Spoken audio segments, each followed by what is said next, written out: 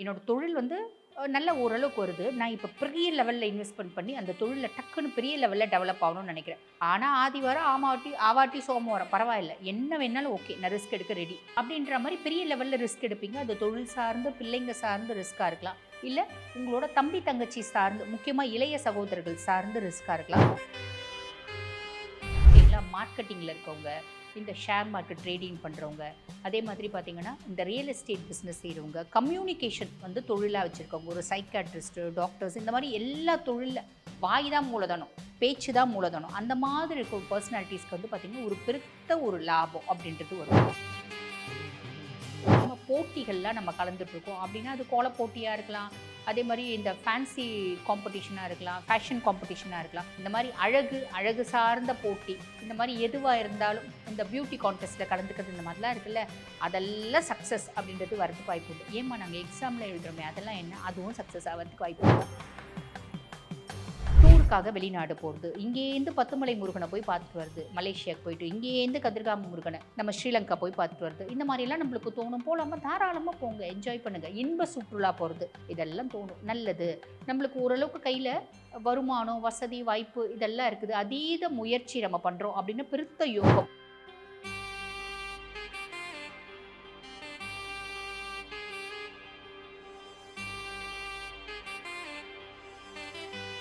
Real one ஆன்மீக நேயர்களுக்கு வணக்கம். நான் டாக்டர் தீபா லாலன். இன்னைக்கு நம்ம என்ன டாபிக் பற்றி டிஸ்கஸ் பண்ண போகிறோம் அப்படின்னா பஞ்ச கிரக யோகம் அப்படிம்பாங்க. அதாவது 5 கிரகங்கள் கும்பத்தில் வந்து பார்த்திங்கன்னா இணைகிறாங்க. இந்த 5 கிரக சேர்க்கை நிறைய ராசிகளுக்கு நிறைய நற்பலன்கள் கொடுக்க போகுது. அதுக்கு முன்னாடி இதே மாதிரி சேர்க்கை வரணும் அப்படின்னா ஏறக்குறைய 29 வருஷம் நம்ம காத்திருக்கணும். காரணம் என்ன அப்படின்னா சனி திருப்பி கும்பத்துக்கு வர்றதுக்கு ஏறக்குறைய 29 வருஷம் ஆகும். சரி, இந்த பஞ்ச கிரக யோகம் கும்பத்தில் என்னென்ன கிரகங்கள் அப்படின்னா முதல்ல சுக்கிர பகவான் என்னைக்கு வராரு? பிப்ரவரி மாதம் 6ஆம் தேதியிலேருந்து மார்ச் மாதம் 2ஆம் தேதி வரைக்கும் இருக்கார். புதன் பகவான் பிப்ரவரி மாதம் 3ஆம் தேதியிலேருந்து ஏப்ரல் மாதம் 14ஆம் தேதி வரைக்கும் இருக்கார். சூரிய பகவான் பிப்ரவரி மாதம் 13ஆம் தேதியிலேருந்து மார்ச் 15ஆம் தேதி வரைக்கும் இருக்கார். செவ்வாய் பகவான் வந்து பாருங்க பிப்ரவரி மாதம் 23ஆம் தேதியிலிருந்து ஏப்ரல் 2ஆம் தேதி வரைக்குமே இருக்கார். சனி 6/3/2026 வரைக்கும் இருக்கார். ஆக ஒவ்வொரு கிரகமும் ஒவ்வொரு நாள் கும்பத்துக்கு வராங்க, ஒவ்வொரு நாள் கும்பத்தை விட்டு வெளியே போகிறாங்க. அப்ராக்சிமேட்லி இவங்க எல்லாரும் வந்து பார்த்திங்கன்னா ஒன்றா இருக்கிறது ஏறக்குறைய 25 days to 31 days நம்ம கணக்கு வச்சுக்கலாம். அந்த 30 நாட்கள் 31 நாட்கள் இவங்களோட சஞ்சாரம் கும்பத்தில் என்ன மாதிரி பலன்களை கொடுக்க போகுது அப்படின்னு சொல்லிக்கிறேன். அது நல்லா தெளிவாக கேட்டுக்கோங்க. இது வந்து பாருங்கள், ஸ்கிப் பண்ணாமல் பாருங்கள். அப்போ தான் ஒரு கிரகங்களும் என்ன மாதிரி பலன்களை கொடுப்பாங்க அப்படின்னு தெரியும். இப்போ இது சொல்லிட்டு இருக்கும்போது ஒரு சிலருக்கு சந்தேகம் வரும், என்னம்மா கும்பத்துலேருந்து மீனத்துக்கு சனி பகவான் பயிற்சியாகி போயிட்டாரே அப்படின்னு. ஆமாம், அதாவது திருக்கணித பஞ்சாங்கம் பிரகாரம் 25/9/2025 வந்து பார்த்தீங்கன்னா சனி பகவான் கும்பத்துலேருந்து மீனத்துக்கு போயிட்டார். ஆனால் வாக்கிய பிரகாரம் 6/3/2026 தான் கும்பத்துலேருந்து மீனத்துக்கு போகிறார். இந்த வருஷம் வந்து பாருங்க, நிறைய இந்த வருஷம் பிறக்கக்கூடிய குழந்தைங்களுக்கு நிறைய குழப்பம் இருக்கவே தான் செய்யுது. ஜாதகம் எழுத கொடுக்கும்போது கூட நிறைய பேர் என்ன சொல்கிறாங்க, அம்மா எங்களுக்கு வாக்கிய பிரகாரம் எழுதி கொடுங்க. வாக்கிய பிரகாரம் எழுதி கொடுக்குறவங்களுக்கு சனி கும்பத்திலே இருக்க மாதிரி தான் எழுதி கொடுக்குறோம். திருக்கணித பிரகாரம் எழுதி கொடுக்குறவங்களுக்கு சனி மீனத்தில் இருக்க மாதிரி எழுதி கொடுக்குறோம். ஆக இந்த ஒரு குழப்பம் இருக்குது. ஆனால் நம்ம வந்து பாருங்கள், இப்போ நாங்களே திருக்கணித பிரகாரம் பலன்கள் சொல்லுவோம், வாக்கிய பிரகாரம் பலன்கள் சொல்லுவோம். ஏன்னா இன்றளவும் வாக்கியத்தை ஃபாலோ பண்ணுற பர்சனாலிட்டிஸும் மக்களும் இருக்காங்க, திருக்கணிதத்தை ஃபாலோ பண்ணுற மக்களும் இருக்காங்க. பொதுவாக வந்து பாருங்கள், திருநள்ளாறில் வாக்கியத்தை தான் ஃபாலோ பண்ணுறாங்க. அதனால் அந்த பழமை மாறாமல் ஜாதகம் கேட்குறவங்களும் இருக்காங்க. அப்போ இந்த சனியோடு சேர்த்து வாக்கிய பஞ்சாங்கம் பிரகாரம் நம்ம சனி இருக்க மாதிரி வச்சுக்கலாம். இந்த பிளானட்டரி பொசிஷன்ஸ் என்ன மாதிரி பலன்களை கொடுக்குது அப்படின்றத சட்டுன்னு பார்த்துடலாம் வாங்க.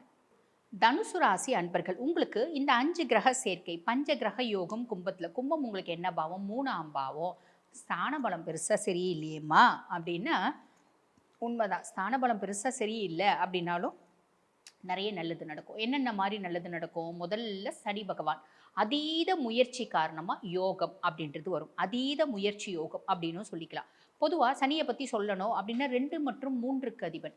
அதாவது தன குடும்ப வாக்குஸ்தானத்துக்கும் அவன் தான் அதிபன், இளைய சகோதர தைரியஸ்தானத்துக்கும் அவன் தான் அதிபன். கடுமையான உழைப்பு, நிலையான வளர்ச்சி, போதுமான வெற்றி, நல்ல வெற்றி அப்படின்னு சொல்லிக்கலாம். பேச்சில் வந்து கொஞ்சம் கடினத்தன்மை அப்படின்றது இருக்கும், நம்பகத்தன்மை அதுவும் இருக்கும். ஆனால் கடினத்தன்மையை ஒதுக்கிட்டீங்க அப்படின்னா நம்பகத்தன்மை அப்படின்றது அதிகமாகும். பேச்சில் கவனம், பேச்சில் நிதானம் அப்படின்றது வச்சுக்கோங்க. இது ப்ளஸ். அதுக்கடுத்து சூரிய பகவான். சூரிய பகவானை பத்தி சொல்லணும் அப்படின்னா 9ஆம் பாவத்துக்கு அதிபன், லார்ட் ஆஃப் நைன்.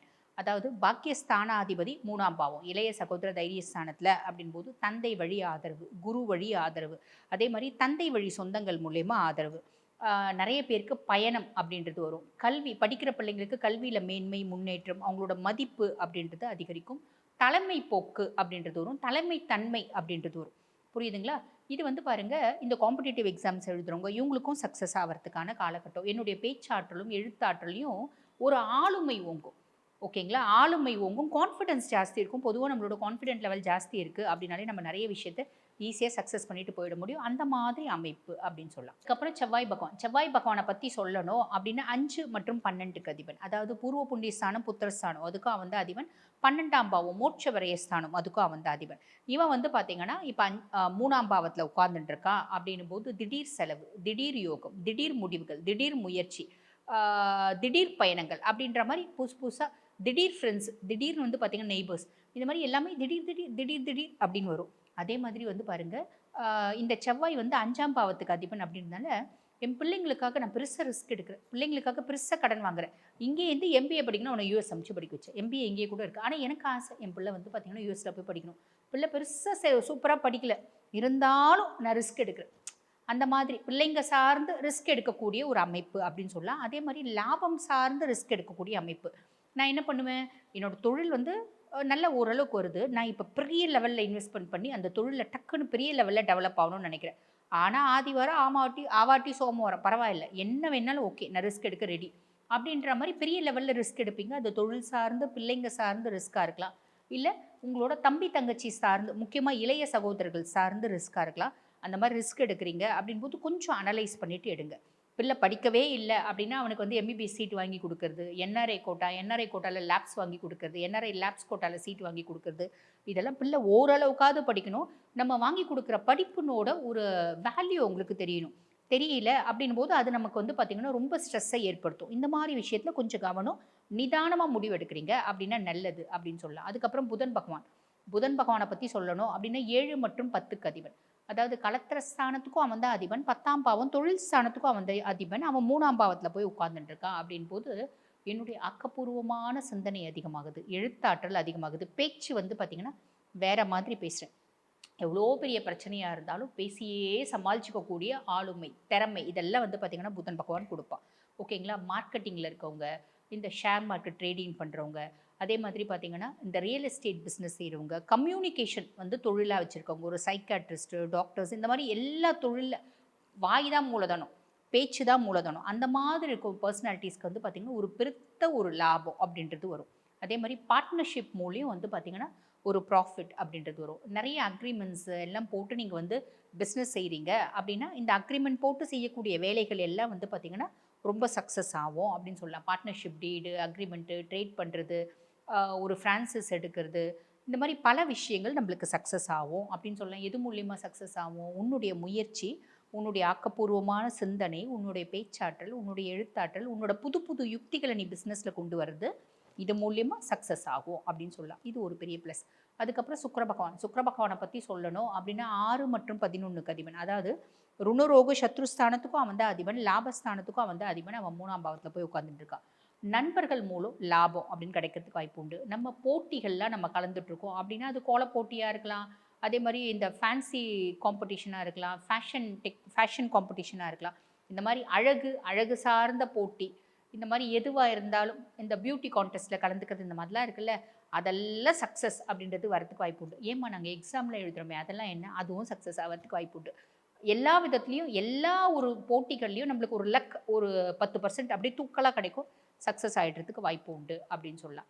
அதே மாதிரி பாருங்கள், நம்ம வெளிநாடு போகிறது, அதாவது டூருக்காக வெளிநாடு போகிறது, இங்கேருந்து பத்துமலை முருகனை போய் பார்த்துட்டு வருது, மலேசியாவுக்கு போயிட்டு இங்கேருந்து கதிர்காம முருகனை நம்ம ஸ்ரீலங்கா போய் பார்த்துட்டு வருது, இந்த மாதிரிலாம் நம்மளுக்கு தோணும். போலாமல் தாராளமாக போங்க, என்ஜாய் பண்ணுங்கள். இன்ப சுற்றுலா போகிறது, இதெல்லாம் தோணும். நல்லது, நம்மளுக்கு ஓரளவுக்கு கையில் வருமானம், வசதி, வாய்ப்பு இதெல்லாம் இருக்குது, அதீத முயற்சி நம்ம பண்ணுறோம் அப்படின்னு பெருத்த யோகம் அப்படின்னு இருக்குது.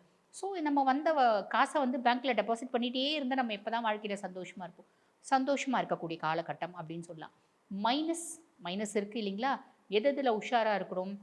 நிறைய பேருக்கு தோல் சார்ந்த பிரச்சனை, நரம்பு சார்ந்த பிரச்சனை, தூக்கமின்மை, அதிகப்படியான மன உளைச்சல், கை வந்து லைட்டாக ஷிவரிங், இந்த மாதிரி பிரச்சனைகள் வரத்துக்கு வாய்ப்பு உண்டு. இதெல்லாம் கவனம் அப்படின்னு வச்சுட்டீங்க அப்படின்னா மட்டும் போதுமானது. இந்த காலகட்டம் எக்ஸலண்ட்டாக இருக்கும். ப்ராப்பராக யூட்டிலைஸ் பண்ணிக்கிறீங்க அப்படின்னா நல்லது நடக்கும். நல்லது மட்டுமே நடக்கும். இப்போ நாங்கள் சொன்னது வந்து பாருங்க, உங்கள் ராசிக்கான ஒரு பொதுவான பலன்கள். இந்த பதிவை பார்த்துட்டு இருக்கோங்க, அம்மா நீங்கள் சொன்ன மாதிரி ஓகே, இந்த பலன்கள் வந்து பாருங்க எங்களுக்கு நிறைய நல்லது நடக்க போகுதுன்னு சொல்லியிருக்கீங்க, இல்லை இந்த காலகட்டத்தில் உஷாராக இருக்கணும்னு சொல்லியிருக்கீங்க. இப்போ நாங்கள் வந்து பாருங்க இந்த காலகட்டத்தில் திருமணம் பண்ணலான்னு நினைக்கிறோம், வெளிநாட்டுக்கு வேலைக்கு போகலான்னு நினைக்கிறோம். அதே மாதிரி பார்த்தீங்கன்னா ஒரு ஆல்ரெடி திருமணம் ஆயிடுச்சு, டிவோர்ஸ் நோக்கி போயிட்டுருக்கு, அது எங்களுக்கு சக்ஸஸ்ஃபுல்லாக வருமானு யோசிக்கிறோம். அதே மாதிரி பெரிய லெவலில் இன்வெஸ்ட்மெண்ட் பண்ணி ஒரு தொழில் தொடங்கலான்னு நினைக்கிறோம்.